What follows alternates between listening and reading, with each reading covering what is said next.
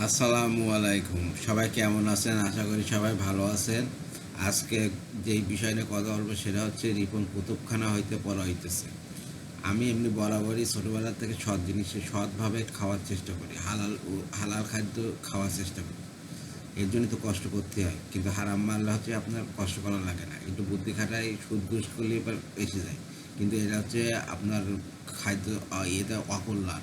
দুনিয়াতেও অকল্যাণ, আখিরাতেও অকল্যাণ। আমার বাপ মাও হারাম জিনিস পছন্দ করে না, হজম হয় না, আমারও হজম হয় না।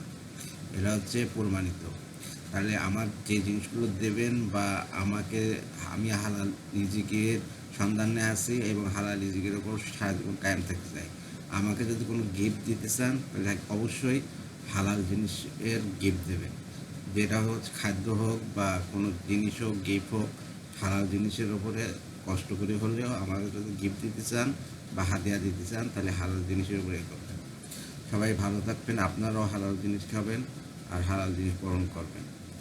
ইবাদত করলে মসজিদে গেলাম, সুদ খেলাম, ঘুষ খেলাম, এত দাঁড়িয়ে রাখলাম, এ তো কবুল করবে না। মানুষের হক মেরে খেয়ে কেউ কোনোদিন সুখী থাকতে পারে না, এই কথাটা আপনি মনে রাখবেন।